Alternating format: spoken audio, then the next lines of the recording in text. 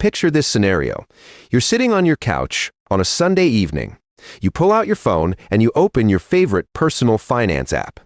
You see that big, beautiful number at the top of the screen. Your net worth. It's gone up again. You feel that little surge of dopamine, that hit of pride. You think, I'm doing it. I'm finally winning. You start making plans in your head. Maybe you can finally upgrade the car. Maybe you can book that vacation. You feel a sense of security, of validation. You are, on paper, wealthy. But what if I told you that number is a complete illusion? What if I told you that being asset rich but cash poor is the most dangerous financial position you can be in today? What if I told you that your soaring net worth is a vanity metric, a trap designed to make you feel rich while systematically keeping you broke? That isn't just bad math. This is a culturally engineered wealth illusion. My name is Bobby, and I spend way too much time thinking about the gap between the numbers on a screen and the actual money in your pocket. If you're someone who feels a pit in your stomach when a surprise $1,000 bill arrives, even though your investment statements say you're doing great, or if you've ever delayed fixing a leaky roof because you're tapped out despite having a six-figure portfolio, or if you've ever wondered why financial freedom feels so elusive when all the apps say you should be there, make sure to hit that subscribe button and give this video a thumbs up if this helps you out. Because today, we aren't talking about getting rich on paper. We are talking about financial power you can actually use. We're talking about why liquidity is the only metric that matters. Here's the thing about net worth. Conventional wisdom, the entire financial influencer industrial complex, tells you it's the ultimate scorecard. They tell you to maximize it at all costs, to chase that number ever higher. About that advice ignores a fundamental, brutal truth. A number on a screen cannot pay a bill. It cannot seize an opportunity. It cannot buy you peace of mind. That advice ignores liquidity. And when you ignore liquidity, you are building your financial house on quicksand. Let me take you back to Florence, Italy. In the year 1343, the city is the beating heart of European finance, dominated by powerful banking families like the Bardi and the Peruzzi. These aren't just rich families. They are the central banks for kings and popes. Their ledgers show staggering, almost unimaginable wealth. They own vast estates, control trade routes, and, most importantly, they hold the debt of monarchs. King Edward III of England owes them the equivalent of billions of today's dollars to fund his war with France. By any medieval calculation of net worth, assets minus liabilities, the Bardi and Peruzzi are the wealthiest entities on the continent. They are without question asset-rich. Then, the trigger event. King Edward III defaults. He simply refuses to pay. In an instant, the Bardi family's single largest asset, the king's massive debt, transforms from an entry on their ledger into a worthless piece of paper. Panic erupts. Merchants and nobles who have deposited their actual physical gold with the Bardi rush to withdraw it, but the gold isn't there. It's been lent out or it's tied up in other illiquid assets like land that can't be sold in a day. The banks cannot meet the withdrawals. The trust that underpinned the entire Florentine economy evaporates overnight. Credit freezes. Businesses fail. And by 1346, the mighty houses of Bardi and Peruzzi are completely bankrupt. Their net worth was a masterpiece of fiction. Their lack of liquidity was a fatal fact. This is the historical blueprint for what we're living through today. They suffered from the illusion of solvency, looking impeccably rich on paper while being functionally, catastrophically broke in reality. Now, you might be thinking, okay, Bobby, that's a nice story about 14th century bankers, but how does that apply to my actual life in 25? Well, look around you. This dynamic is everywhere. Let me give you a modern example. Meet Sarah. She's a senior software engineer in Austin. Zillow says her house is worth $985,000. Her 401, quote, K and company stock are worth $620,000. She drives a nice car. Her personal finance app flashes a net worth of $1.72 million. She feels like she's made it. Then her HVAC system dies in the middle of a Texas summer. The replacement quote is $12,800. She checks her checking account. Her emergency fund has $4,000 in it because she's been aggressively maxing out her 401 and making extra mortgage payments to pump up that net worth number. Or she is the epitome of asset-rich, cash-poor. Now she's in a trap. To get the cash, she has three awful options. Put it on a credit card at 24% interest, take a loan from her 401 with penalties and lost growth, or open a home equity line of credit, putting her home at risk for a repair. She chooses the HELOC. That $12,800 loan at 8% interest over 5 years doesn't cost her $12,800, it costs her $15,840. The real price of her illiquidity is $3,000. Or take James, who's 52, he has $1. $1 million in his $401. He's miserable at his job, completely burned out, but he can't leave. That $1 million is a prison. Sure, it's paper wealth that has trapped his time and his mental health. And it's everywhere. The side hustler who can't fund her business, the family that can't access college funds during a job loss. This is what we call asterisk paper wealth paralysis, the crippling inability to act or breathe financially because all your money is frozen inside impressive-looking statements. Let's perform a brutal audit of this. Let's call this person Alex. Alex is 40 years old. According to every app and advisor, Alex is a success story. Net worth $1 million even, of assets of $1.25 million, liabilities of $250,000. The math checks out. But that's the fantasy. Now let's find the reality. First, there's the illiquidity discount.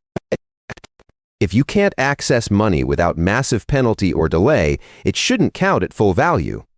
70% of Alex's assets, $875,000, are in home equity and retirement accounts. They are highly illiquid. Applying a conservative 15% discount for that illiquidity costs $131,250. The running total is now $868,750, but that's the easy math. We all know that. Now we have to subtract the tax liability mirage, that $400,000 in his 401 and IRA isn't all his. The government owns a share. At a future average tax rate of 22%, that's a $88,000 liability waiting in the wings. Of the total is now $780,750. But we're not done. Then there's the transaction cost, black hole. To actually get this money, you have to pay to sell. Real estate commissions, capital gains taxes, loan fees if you borrow against it, of modest 5% transaction cost on his non-cash assets. That's another $50,000 gone. New total, $730,750. And it gets worse. Then there's the psychological liquidity buffer, and we have to convert this stress into dollars. The anxiety of being cash poor leads to bad decisions, high interest debt, and missed opportunities.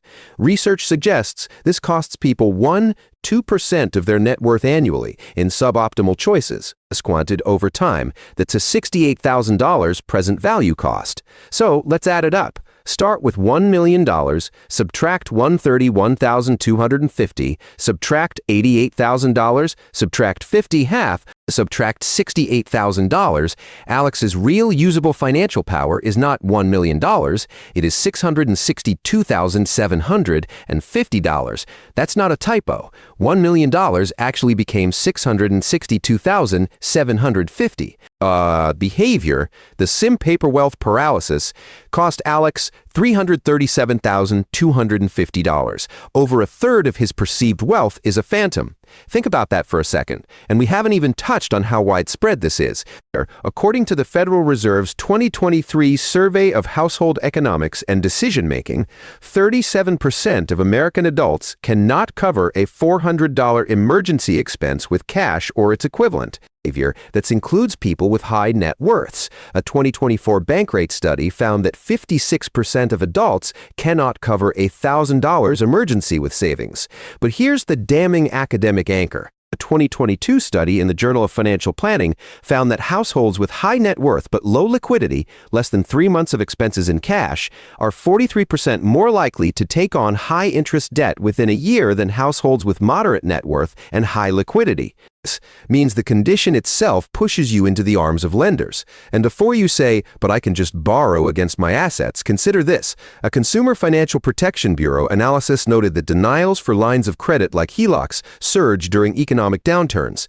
The system is designed to give you rope when you don't need it and yank it away when you do. That's the equivalent of a lifeboat that only appears when the weather is sunny and vanishes the moment the storm hits. This is where it gets really interesting. When you pour every extra dollar into illiquid assets to pump your net worth, you leave yourself with no cash buffer. But having no cash buffer forces you to rely on credit cards and loans for emergencies and opportunities. And servicing that high-interest debt drains the cash flow you could have used to build real liquidity, making you even more dependent on the illiquid assets you can't touch. It's a perfect vicious cycle. It's like a gym that sells you a lifetime membership for $10,000, then charges you $50 every time you want to walk through the door.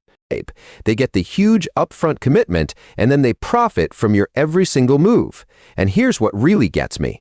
The entire asset management and lending complex relies on your paper wealth paralysis. Asset managers and 401(70) providers profit from you locking money away for decades, collecting fees on a captive, immobilized pool of capital. Lenders and credit card companies depend on you needing to borrow against your own illiquid wealth, turning you into a permanent.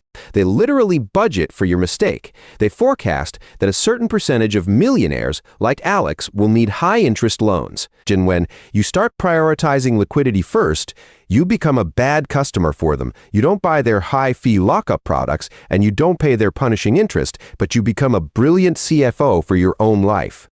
This industry wants you hyper-focused on the peak of the mountain, their net worth, so you don't notice the rotten bridge, your lack of cash flow that you're standing on. This isn't just bad psychology or bad math. This is predatory. This is designed. This is a scam. Now, I can hear the objections already. Bobby, but assets grow if cash just sits there losing to inflation. And look, I get it. That seems financially irresponsible. But liquidity isn't about stuffing cash under a mattress. It's about strategic positioning. A 6-month cash buffer in a high-yield savings account earning 4-5% is not dead money. It's your strategic reserve, your dry powder, the optionality it provides. To avoid selling assets in a crash, to seize an opportunity, to say no to debt, is worth far more than the potential extra 2% return you're chasing by being fully invested. You might also be thinking net worth is still important for long-term goals like retirement. Absolutely, but it's a destination metric, not a journey metric. You check it once a year.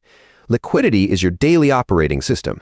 You wouldn't fly a plane only looking at the final destination coordinates while ignoring your fuel gauge and your altitude. The problem isn't building assets. The problem is worshiping a number that actively lies to you about your financial health. So what do you actually do with this information? How do you escape the trap?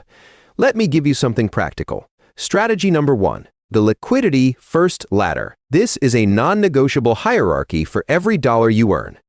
Liquidity isn't an afterthought. It's the first foundation you pour. It works because it forces you to pay yourself in usable cash first, breaking the cycle of asset-rich desperation. Here's how to implement it. Step 1. Build your blast door. That's 1 month of bare-bones expenses in your checking account. Step 2. Fill your moat. That's the next 5 months of expenses in a dedicated high-yield savings account.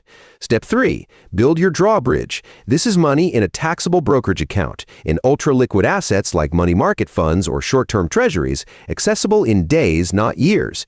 Only after these 3 tiers are full do you pour extra money into locked assets like extra mortgage payments or illiquid investments. For example, before you add that extra $500 to your $401, this month you first ensure your moat is filled to its required level. You are building your financial fortress from the inside out. Strategy number 2, the Asset Liquidity Scorecard. This is a simple 1 to 10 score you assign to every major asset. Behavior you score based on time to cash, cost to convert, and price volatility during sale. It works because it changes your mental accounting from value to usability. Here's how.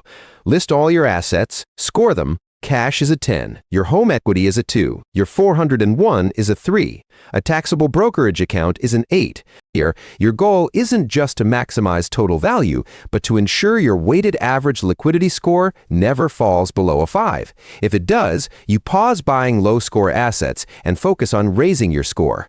So if you get a bonus, buying more of an ETF in your taxable account, which has a score of 8, does more for your true financial health than making an extra mortgage payment on your score 2 home, even though the latter feels more responsible. Strategy number 3, the cash flow catalyst. This is deliberately structuring part of your portfolio to generate passive cash flow that hits your checking account monthly. It works because it directly attacks the cash poor problem by creating a mechanical feed from your assets into your liquidity. Implementation. Allocate 10 to 15% of your investment portfolio to cash flow vehicles. This could be dividend-growing stocks, bonds, or a small, truly cash flow positive rental property. Automatically sweep that cash flow into your liquidity tiers, your blast store, and moat. Use this stream to fund small lifestyle expenses, or better yet, to replenish your emergency fund automatically. For example, a $100,000 allocation yielding a reliable 4% throws off $333 per month into your checking account. That's your phone, your internet, and your utility bills covered forever by asset-generated liquidity.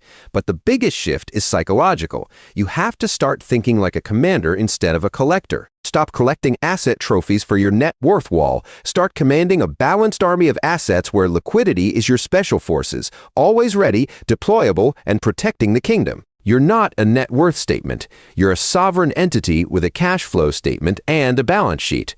Here's what I want you to do this weekend. In a spreadsheet. In column A, list every single asset and its current value. In column B, write down in painful detail exactly how you would get that money in a true emergency. How long would it take? What would it cost in fees and taxes? The gap between column A and the final cash in hand number is your personal illusion tax. That is your starting line. I want to leave you with one final thought. Financial security isn't really about the number you have. It's about the options you hold.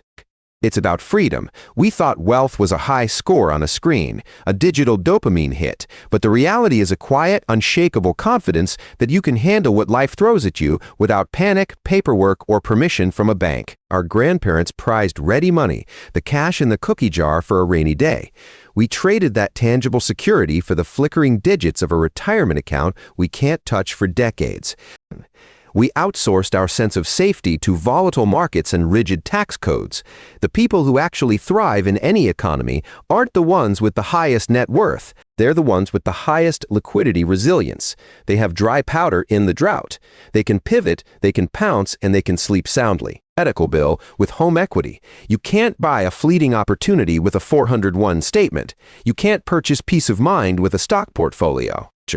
But you can build a financial life where your money is not just stored, but stationed, strategically positioned to protect you and work for you, on your command, on your timeline. That is real power. You're not broken for feeling anxious even when your net worth is up. You're human, sensing the danger that your spreadsheet is deliberately ignoring. This journey is unfair, and it's hard because you're fighting a culture that celebrates the wrong scoreboard. But once you understand that liquidity is the oxygen of financial life, you can stop chasing ghosts and start building something real, wealth you can actually touch and use. If this video exposed the gap between your paper wealth and your real financial power, share this with one friend who needs to hear it. Smash that like button if you're ready to be a commander, not a collector. Subscribe for more content that challenges how you think about money. Thanks for watching, and I'll see you in the next one.